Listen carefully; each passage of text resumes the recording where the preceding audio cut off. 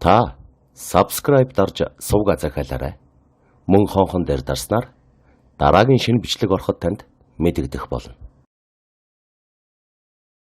Чихэна.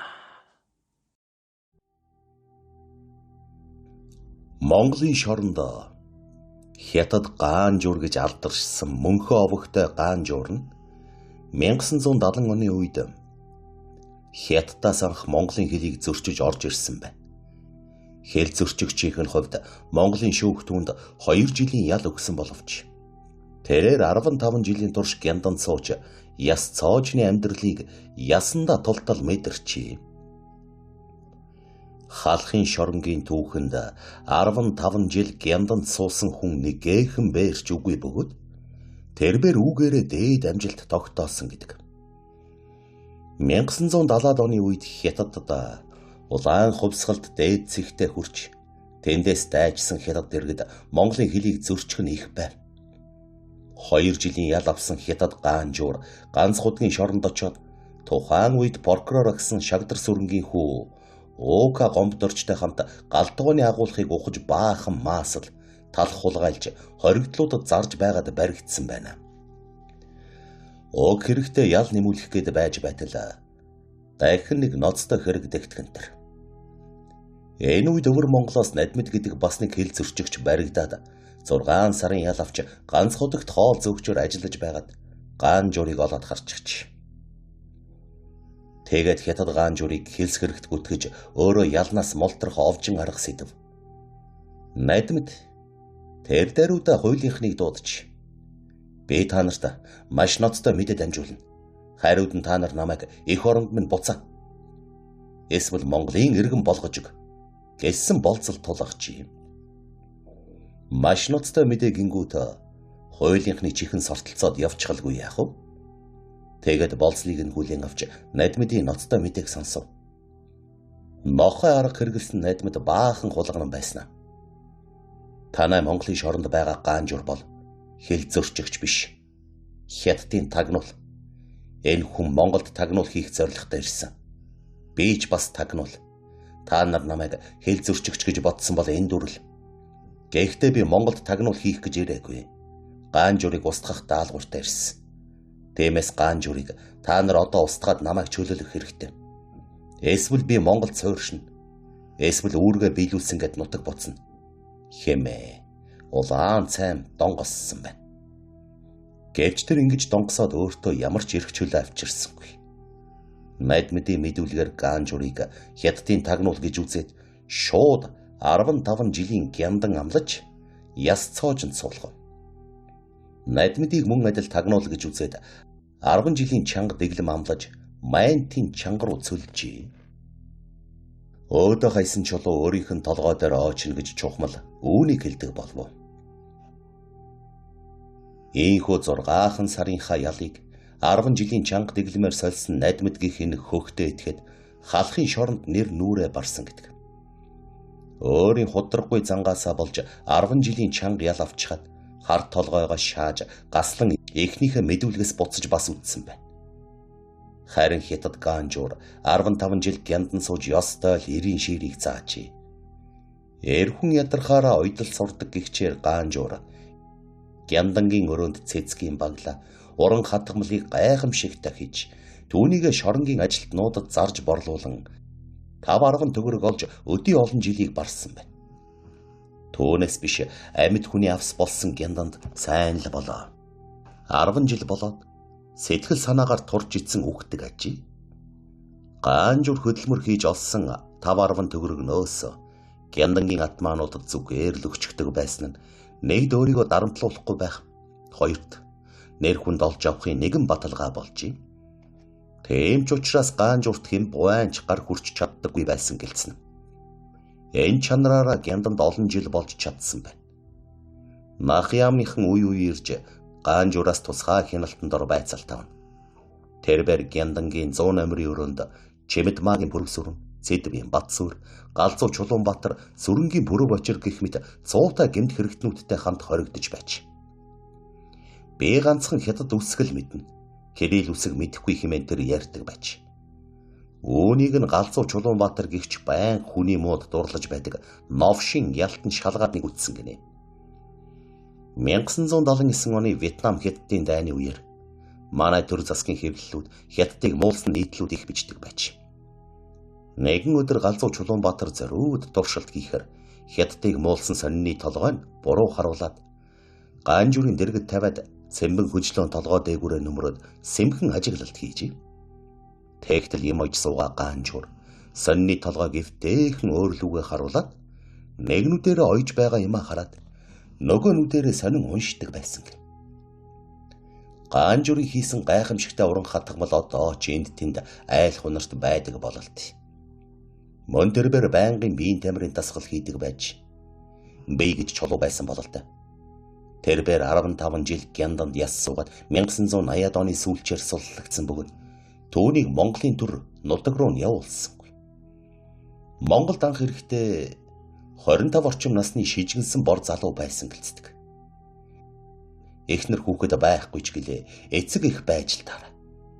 Түүнийг суллагдангууд Хөвсгөл аймаг руу цүлж нутаг заасан бөгөөд очоод тун удалгүй машинд дайрагдаж нас барсан байна. Зарим хүмүүс түүнийг төрийн захиалгаар устгасан ч гэлцдэг. Ер нь 1970-ад оны үед 10 гаруй хил зөрчигч Хятадаас орж ирж халахын шоронд ихэнх нь ясаа тавьсан байна. Хятад Ганжуур нэг хэсэг Хөвсгөл аймгийн Тариалан сумын харьяат зөрөнгийн бүрүү учиртай галхан болж түүний мэрэг төлөг хийхийг ихэд сонирхдаг байж. Бүрүү учир нь мэрэг төлгийн хэрэгээр олон жил шоронд суусан байна. Тэгтэл энэ хүн тэсгөр хэрэг дээр дээд хэмжээ авч цаазаар хорогдсон байдаг. Бүрүү учир нь хараалж чадахыг дэндүү айхтар хийдэг тул хүмүүс айж бишүүрхдэг байж л дээ. Хомсын чинээ дүүх юмах 41 ширхэг шар будаагаар хараал хийж нэгээр нь цацдаг байсан гэлцдэг. Бүрүү учир нь өвөр хангаан тарагт сумын харьяат Цэдвийн Батсуур гэдэг цуутай эрийг дэндүү аимшигтайгаар хараж өрөөл татуу болгосон байна. Нэгэн үе Гяндангийн 105 номерын өрөөнд Цэдвийн Батсуур, 104 номерын өрөөнд Бүрүү учир суудаг байж. Тэгтэл нэг өдөр мань хоёр хэрэлдэжээ. Хөгшин хоньны насгүй байж янз бүрийн хараал хийж байхаа болёорой. Ер нь чиний хараал хийдэг гэж юу байсан юм гэж Цэдвийн Батсуур аархсан байна. Бүрүү учрын уур нь оволцож за яах вэ? Чамайг би гүйцээхгүй.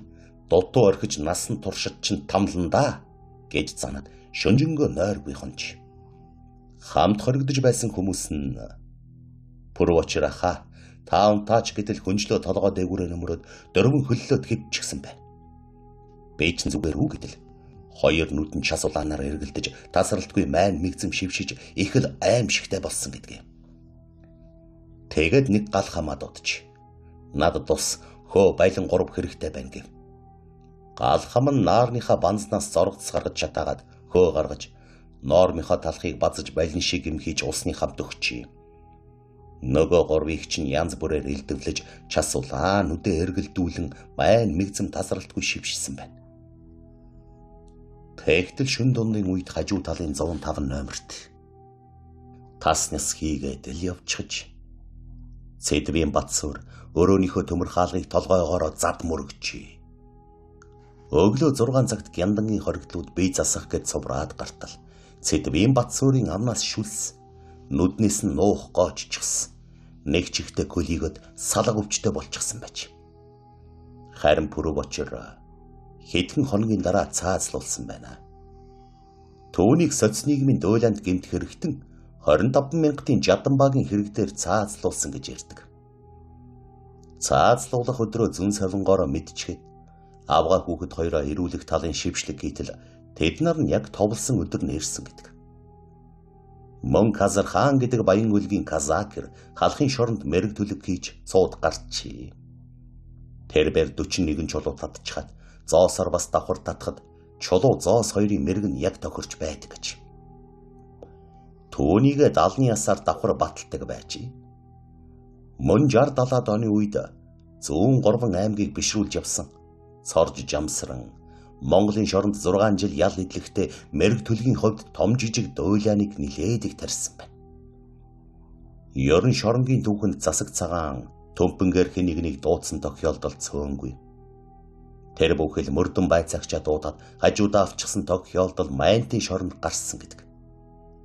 Засаг цагаан түмпэнгээ нар буруу 15 удаа даллахдаа том дарга, цагдаа, албан хаагч, өс хонзонтой бүх хүмүүс минь та бүхэн нааша манад ирж тавтай морил жангаа идэж боргоогоо гэж хэлээд шөнө болгон хажуудаа зай гаргаж хэвддэг байна.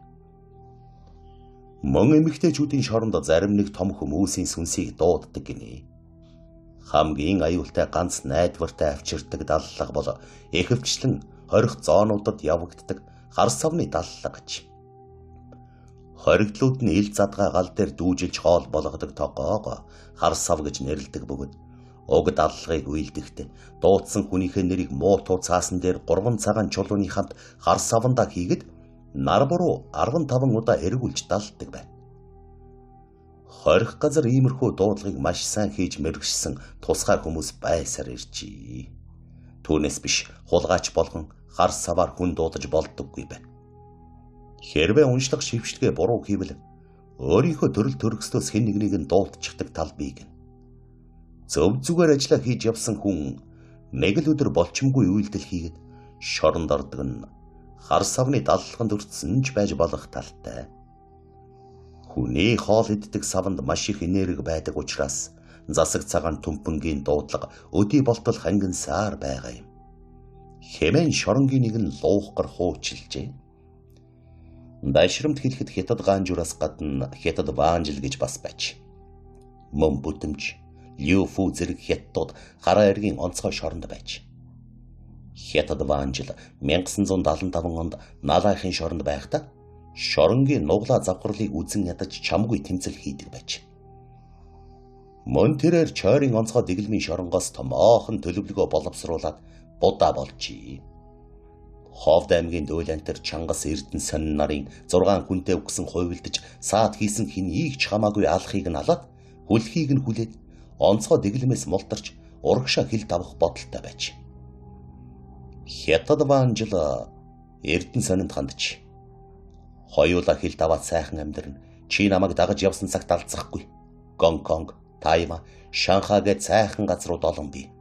Хаан ч очиод бүгжгэж болно. Монголын цагдаа чи бид хоёрыг хайгаад олохгүй. Миний төрөл садан чамайг насан туршид чинь тэтгэх болно.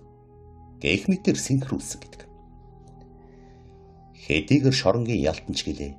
Хар хятадын үгэнд орж эх орноо худалдахгүй. Хэрвээ би оргох юм бол мөст сумандаа очиж гүтгүүлсэн хүмүүсээс өшөөг авах байсан гэж хожим тэр тайлгансан байна. Хятад ваанжлын нэг төлөвлөгөө яагаад бүтээгүй вэ гэвэл Төв аймгийн Отхон гэдэг нөхөр урвснаас болж хамаг нууцыг нь задлаад бүгдийг нь сахилгад хийлгсэн ажээ. Дараа нь Авдрантын шорон онцгой дэглэмтэй болж Ваанжил Эрдэнэ сонин нарыг нүүлгэн шилжүүлэх гэж нүсэр юм болсон байна.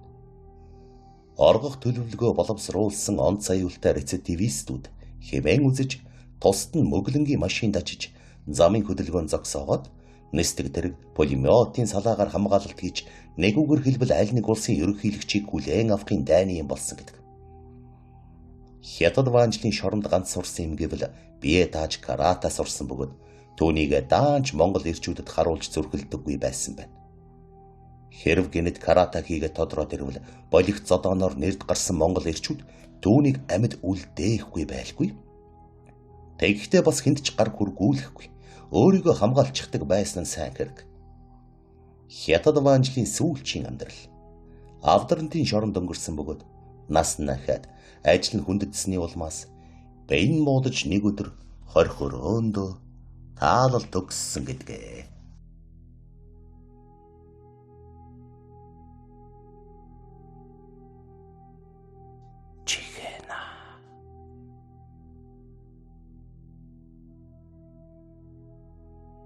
Өлсөглөн ядам сүрэн болоо. Өлсөж ядарсандаа энэ хочийг аваагүй. Төрийн бодлогыг замаас нь хэд говьулж нуглаа завхрал гаргасан итгээд үг яриатай хэрцгий хуйг дарга нарын өөдөөс нийт хориглуудын эрх ашгийг хамгаалж өлсөглөн зарлсны улмаас энэ хочийг авсан байна.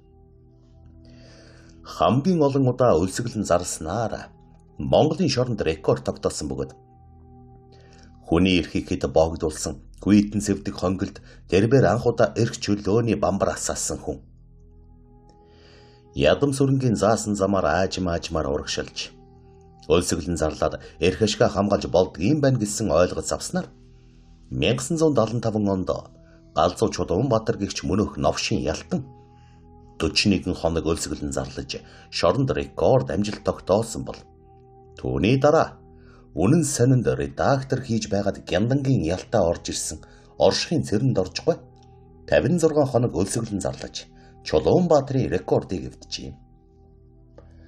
Чулуунбаатар нь хоригдол хүн үн төлбөргүй эмчлүүлэх эрхтэй гэж хуулинд заасны дагуу эмчлүүлэх мөн нах яамны сайд асан бугын дижиттэй биечлэн уулзах хүсэл тавиад бүтэхгүй болохоор нь өлсгөлн зарлсан гэдэг.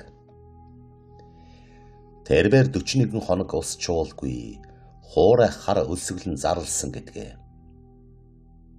Онцгой дэглэмийн шоронгийн төлөөлөгч дорж сүрэн тэр үед Чулуунбаатар яагаад ийм удаан тисч байна вэ эсвэл та нар хуйлдаад хоолунд өгөөд байгаа биш биз хэмээн хардад сэжиглэн өрөөг нь өөрөө цоожлоод өөрөө лацаддаг болсон гэдэг. Эмчирээд үзэхэд өрөө онгойлгож өгнө. Өлсгөлн зарлсан хэмб гуайдч 24 цаг болоод гуйнд нь 2 литр натрий хлорид дос шахаад судсанд нь глюкоз хийдэг ажим. Хоол цайвчраа дэрэгдэн тавьчих. Эдүү гэж маш их ятгах бөгөөд яаж ч өлсгөлн зарлсан гадагшаа мэдэгдэггүй байсан нь хоригдлын эрх чөлөөг улам бүр зөрчсөн хэрэг байв. Харин Чулуунбаатарыг 41 хоног дээр нь Жамян Сингэ хурандаа очиж өлсгөлөнгөн зогсоож байсан гэлцдэг. Хүний эрх чөлөөний төлөө 54 хоног өлсгөлн зарлаж байсан шудрах сэтгүүлч оршихын цэрэнд орж агсны охин Наранхүү аавынхаа тухай ийм нэгэн дурсамж хүүрнэжээ. Миний аав цэрэнд орж Увс аймгийн Өндөр хангай сумын хүн байсан.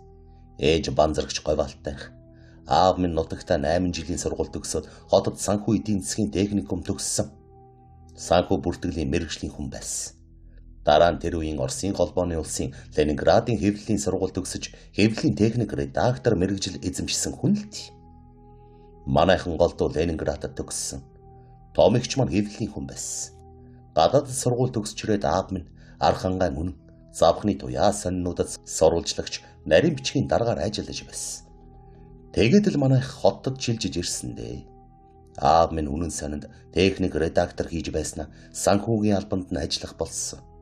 Санхүүгийн мэргэжилтэй сэтгүүлч хүн гэдгээр нь тэгж томилсон байх л 1979 онд баривчлагдлаа энэ албыг хашиж байсан. Аав минь уг энэ шудраг хүн үнэн сонинд ажиллаж байхдаа Монгол улсын нийгэм эдийн засгийн талаар өргөн мэдээлэлтэй болж илдээ. Тэдгээр улс их орныхоо хөгжил дэвшил цэдэн бол тэргүүтэй удирдлагынх нь увайгүй хоцрогдол байдлыг сайдар ойлгон гадаад дотоодын хэвлэл мэдээллийн хэрэгслээс авсан мэдээлэлдээ тулгуурлан 3 бодит ном бичсэн байг. Улс орны эдийн засгийн хоцрогдол хүн амын ядуу зүдүү байдлыг нарийн тоо баримтаар гаргаж бичсэн. Дээд удирдлагуудын бус армаг явдлыг ч олон баримтаар оруулсан юм билээ. Ийм номыг хизээж Монголд хэвлэж өгөхгүй байсан. Тэгээд гар бичмэл 1% одоогийн 3 буудалд байсан. Хятад ажилчдын хэрэг эрхлэх байгууллагад нэр ус хаяг адресгүй аваачиж өгөөд элчингээрээ дамжуулан Хятад хэвлэж өгөөч гэж гуйсан байна. Тэр нэгдүгээр батийг Хятад ажилчдын хэрэг эрхлэх газар шууд Монголын нах яамд өгчихсөн гэдгээ. Тэгээд л хэрэг мандсан юм билээ. Нах яамны удирдлага улс төрийн товчоонд энэ асуудалд хүрч эрх баригчид энэ гар бичмэлийн эзнийг яаралтай болох үүрэг тавьсан гэдэг. Нах яамны мэргэжлийн шинжээчдээс өдөр болгон шаардж ном бичгийн гарын үсгийг ирж эхэлсэн байна. Холбоогоор дамжиж байгаа бүх цагтлын гадна хаягийг тулгаж үзэж байсан гэдэг юм. Олон сар жилээр ирсэн юм билээ. Тэгээд нэг цагтлын бичиг номынхонтой нь яг таарч тэр захаан үнэн сонины ажилтан цэрэнд орж гэж хүнийх байв. Ингээд л баривчлагдсан байдаг. 1979 оны 11-р сарын 9-нд аав Дэнжи мянгад байсан гэрээсээ гараад Баян бүрдийн хойноос уруудан орж ирсэн гэдэг. Тэгтэл машинтай хүмүүс хоёр талаас нь хурч ирж зогсоод шууд сугдаж аваад суудлын тэрэгнийхээ ард хоёр хүн голтоо хийгээд суучихсан гэдэг. Тагнуулын байгууллагынхан нэгжиж байцаагаа дуудалгүй ганц удагт аваачаад хорчихсан юм билээ. Ээж дүү хоёртой байсан чинь олон машинтай бөөн хүн очиж нэгжээд аавын бүх бичиг номыг авч явсан гэсэн. Аав минь өвчин хуучгүй. Бие сайтай хүн байсны хувьд л тэр олон янзын эрүү шүүлтийг давж гарсан гэдэг юм аа. Хэлсгэрэг хүлээлгэх гэж хятадын тагнуул төрийн эсрэг үйл ажиллагаа явуулсан эсэргүү гэж байцаасаар олон жилийн ялд тулгагдсан да. Аав минь би үнэн юм хэлсэн, бичсэн. Надад ямар ч буруу байхгүй гэж өчсөөр тулган таслуулсан. Ганц худагт хоригдож байхдаа үзэл бодолтой үнэнээ илэрхийлж 54 хоногийн өлсгөлн зарлсан гэдэг юм. Шороо чулуун шалтай хүйтэн өмхийн нүхэнд ганцааран нь хорж байсан тухай номондоо бичсэн л дээ. Босож өндийж чадахгүй байгаа аавыг минь үхэж үгүй юу гэж хүн явуулдаг байсан гэдэг. Эрмүү эсэргүү өлсгөлн зарлаж ашгүй өөрөө үхэх гэж 20 ангийн удирдлагууд нь баярлаж байсан гэдэг юм. Аав минь үхэн шоронгийн ханам дээр цуссаар үнэн ялна гэж бичсэн нь хязээ хон хүртэл байсан гэдэг юм. Би аавыгаа майнтын 20 ангид чулуун дээр ажиллаж байхад нь эргэж очсон. Даан чи аавдаа гэмээр хачин болсон байсан. Турж ицээд яс арс болсон хоёр нүдэн л гялалцаж байв. Аав минь хизээний өөдрөг бодолтой үргэлжийн цог золбоотой хүн байсан учраас огноо тэрвэрч үсээд зүгээрээ аав нь зовсон юм огт алга гэд инээж байсанс. Өөрчлөлт шинжлэлтийн уур амьсгал мэдрэгдэж эхэлсэн 1980-аад оны дундуур аавыг минь сулсан. Зүгээрч суллаагүй л 3 жил нутаг зааж нийслэлд орж ирэх эрхгүйгээр ажилласан. Говьалтай аймгийн Тайшир сумын ногоон баригад данс бүртгэлийн ажилтан болсон. Ажлыг бол хийсэн шиг хийдэг. Хамт олонтойгоо эвсэг хүн байснаас аав минь тэнд нэг их зовж зүтрээгүй.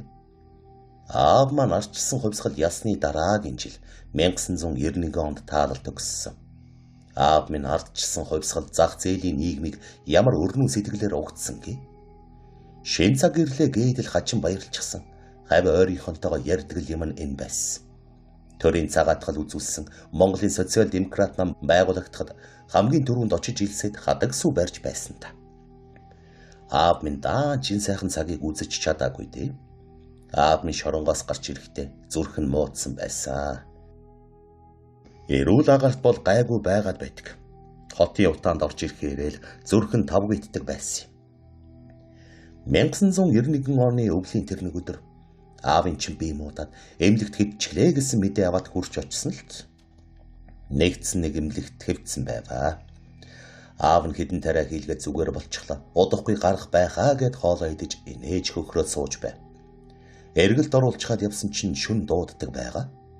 Шүн 4 цагийн үед аав чинь өнгөрчлөө гэж эмч солигдчихсан. Нэг л хачин байцгаана бил. Оройн нь тийм сайхан байсан хүн хэдхэн цагийн дотор өнгөрчлөө гэдэг нэг л сонин санагдаад байв. Энэ аимшигт явдлаас хойш ээж минь санаа сэтгэлээр унаж хүнд байдалтай байсаар 5 сарын дараа таалал төгссөн. Ингэж л манайх гэдэг айлын 2 баг нь нэгэн зэрэг хугарч унсан даа гэж өгүүлсэн байхажи. Эрмитер соц нийгмийн үед шоронд өлсгөлн зарлаж байсан явдал мерсэр байхаж. Мөн нөгөө дуйлантер дугар хорлоогийн амь насны хэрэгт гүтгэгдсэн мөнх насангийн авирмэд гянданд 40 гаруй хоног өлсгөлн зарлаад амжилтанд хүрсэн удаат. Өөр бас хэд хэдэн хүн өлсгөлн зарлсан түүхтэй. Ядам сүрэнгийн салхийг нь хагалсан эрх чөлөөний замаар олон 10 хоригдол замнаж явсаар 1990 оны ардчилсан хувьсгалтай зоолгочи. Очрын ядам сүрэн нь Говьалтай аймгийн Тайшир сумын хүн бөгөөд анх халаасны хулгайн хэрэгээр шоронд орсон байна. Жихтэй ихэн цэмцгэр хувцалдаг, зарчимч шудраг хүн бөгөөд одоо ч амьд буй. Анхныхаа хэргийг үйлдэх үед дипломат барьж ромб зангаа зүүчгээд гармаас уйлаад явдаг байсан хэмээн зарим хүн ярьдаг л юм. Гарын авиасын хувьд дэндүү уран хүн аж. Маш сайхан зурдаг бөгөөд халахын шоронд олон 10 зураг үлдээсэн гэн. Өөрийнхөө үзэл бодлыг хамгаалаад ямар ч том даргатай сөргөлдөж чаддаг туйлын зоригтой хүн байж юм. Нэг удаа түүнд 20 ангийн дарга нь Ленины зургийг зурх үүрэг даалгавар өгч 3 хоногийн дараа маш сайхан зурчгаад даргыгаа дуудаж үзүүлтэл захир гадалтын үеийн хямсгар дарга янзыг нь үзэх санаатай үл ялах шалтгаар зургийг нь өөнтөглөж. Гэтэл ядам сүрэн уурлаж босч ирээд энэ муу хувхаа орсыг чинь би яаж мэдх юм бэ гэд зурсан зургаа ураад хийчихсэн гэдэг. Ядам сүрэнгээс гадна Чаргарав гэдэг бас нэг зарчимч шудраг хүн Монголын шоронд зохих мөрөө үлдээжээ. Дээхэн үед хятадуудын барилгын инженер хийж байсан Чаргарав нь 1964 онд 1 сая төгрөг шамшигдуулсан хэрэгээр 15 жилээр яллагдан улаан байшингийн шоронд очижээ. Энд ирээд хожим 3 хөшөөдийн амралт гэж нэрлэгдэх болсон дээд хэмжээtнүүдийн сахилгын байрны зураг төслийг гаргаж өөрөө гардан барьжээ. Мөн Майнтын шоронгийн хэрмэн хашаа 20 автомашиныг гараж мөн шохоо шатаадаг баяууны зураг төслийг гаргаж мөн л өөрөө гардаж барьсан байна. Ер нь шоронд маш их юм хийж бүтээсэн гэлцдэг. Чаргарав нь хоолны дэглэм маш сайн баримталдаг бөгөөд өдөрт 3 ширхэг яотон байн күүлэгдэг байж. Хоолонд грамлдаг жижиг грамын туухай биедээ байн авч явна. Хоригдол хүн 300 грамм талх идэх ёстой гэвэл тэр л талхаа идэнэ. Авчирсан талхыг грамлаж үзээд 300 граммаас илүү байвал илүүг нь буцаагаад өгчихнэ. Дутуу байвал нэгсээр байгаад гүйцээж авдаг ийм л зарчим шудраг хүн байж. Зөв зүйтэй юмны төлөө бас өлсгөлн зарлаад үтсэн байна. Өлсгөлн гэснээс Монголын шоронгуудад хамгийн айхтар өлсгөлн болж байсан үе нь 1990-с 1993 оны үе ачи. Ялангуяа Майнтын шоронд өлсгөлн гихч нь ёстой л дээд цэгт хүрч хоригдлууд зодтой жилийн хон ямаа шиг л хяарчээ. Өдөрт 4-5 хоригдол тураалаар өгөх нь ердийн үзэгдэл болсон байна. Энэ үед дээхэн үеийн шоронгийн босс шулах сандаг Майнтын шоронгоор бас шүргээд авчий.